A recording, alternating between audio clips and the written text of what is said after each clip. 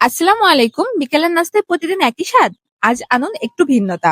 মাত্র কয়েকটা উপকরণে ঝটপট বানানো ছয়বড়ি দিয়ে এমন এক মুখরোচক নাস্তা। সবচেয়ে ভালো ব্যাপার হলো যারা ছয়বড়ি একদমই পছন্দ করে না তারাও এটা খেলে পছন্দ করবে।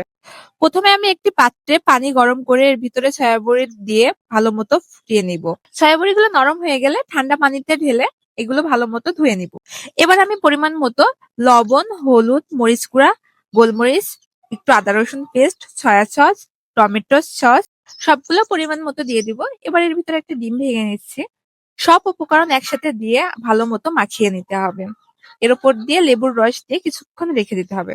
তারপর একটি কড়াইতে কিছুটা ঘি ছড়িয়ে ছয়াবড়িগুলো আমি সব ভেজে নিচ্ছি। ছয়াবড়িগুলো বেশি কড়া করে ভাজা যাবে না, এটা মিডিয়াম ভাবে ভাজলেই হয়ে যাবে। এবার আমি সবগুলো তুলে নিব। এটা চাইলে শুধু খাওয়া যাবে। আলু সেদ্ধ করে রেখেছিলাম আর সেটাকে কুড়িয়ে নিব।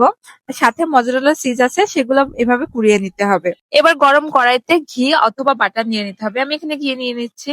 তার ভিতরে কর্নফ্লাওয়ার দিয়ে ভেজে নিতে হবে। এর ভিতরে ১ কাপ পরিমাণ গরুর দুধ ঢেলে নিতে হবে। এবার স্বাদমতো লবণ, ১ চামচ চিনি, গোলমরিচ গুঁড়া এবং কুড়িয়ে রাখা আলু আর চিজ গুলো দিয়ে দিতে হবে। তারপর এগুলা একভাবে নাড়তে হবে যেন পুড়ে না যায়। মিশ্রণটি গরম থাকতেই আমি একটি পাত্রে ঢেলে নিয়েছি। এবার আমি ছয়াবড়িগুলো চেপে চেপে সাজিয়ে নিব। সাজানো হয়ে গেলে এর ওপর দিয়ে আমি বাকি চিজটুকু ছড়িয়ে দিব। এবার কড়াইতে আমি হিট দিয়ে এর ভিতরে একটা স্ট্যান্ড দিয়ে এটা বসিয়ে দিব। কিছুক্ষণ পরে চিজ মেল্ট হয়ে গেলে এটা আমি তুলে নিব। ব্যাস রেডি আমার বিকেলের ঝটপট নাস্তা। আপনারা অবশ্যই ট্রাই করে আমাকে জানাবেন কেমন লাগলো। আল্লাহ হাফেজ।